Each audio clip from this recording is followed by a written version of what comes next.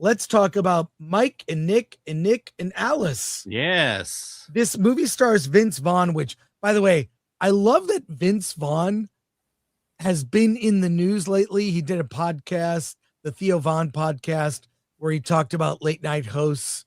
Obviously, he's on a tour to promote this movie, which is on Hulu. Is that right? Yes, it's on Hulu. Yeah. So I've always loved Vince Vaughn. From when I first saw him in Swingers, that's when I first noticed him as an actor, and he's a lot of fun. Tell me about Mike and Nick and Alice. Okay, so Nick and Mike, played by Vince Vaughn and James Marsden, they're kind of like gangsters in the underworld. They work for their boss Sosa, played by Keith David, and it opens at a party where Sosa's son is finally released from prison, and they're throwing this giant party for him because Sonny Boy is finally home. The thing is, the person who put his son in prison is at the party, and while nobody knows who it is, revenge will be exacted.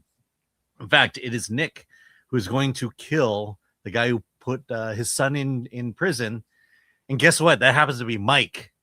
Right, so they go off, and as Nick prepares to take out Mike, Mike is dating, or is actually having an affair with Alice, who is Nick's ex-wife, and so there's a little bit of that dynamic.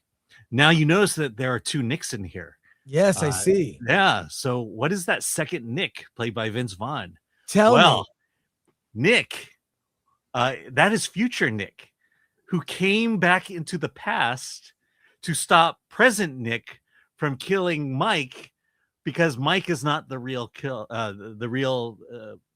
rat who got Sosa's son put in jail. And so now there's this is a time travel movie, and obviously there are things in here that come into play. For example, you can't kill present day Nick, or that's going to affect future Nick. Also, you've got to somehow confuse present-day Nick, that future Nick is actually himself.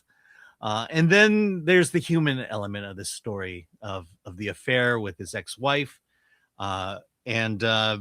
Look, this movie should have been a whole lot better than it was. I went in cold, so this whole time travel thing just kind of threw me a bit. But it was just not played out well.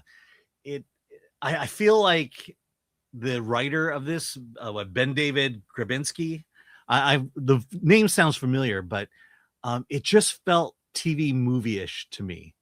It didn't feel like it was, it was taking the subject nor the comedy very seriously.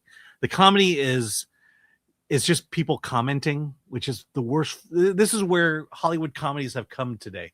Something happens and someone makes a quippy comment. It sounds familiar. Sounds weird coming from me saying that, but that's what the humor in this movie is. There's an attempt to make this a very human drama, or a human element to it, which just doesn't kind of play off. I'm so disappointed, because in my mind, this movie should have been much better based on the ideas of the plots, and they just couldn't pull it off. So not a recommend for me. Yeah. So it's like a mafia murder story. Yeah. With Back to the Future elements to it. Back to the Future elements. I saw the trailer for it. Mm-hmm. It didn't grab me. This is a streaming movie, really, right? That's what you're really saying. It's a fine streaming movie, but you don't recommend it. No. The thing about streaming nowadays is there's a million things to watch. So go watch one of the good ones. Well, watch one of the ones that actually give a damn and try.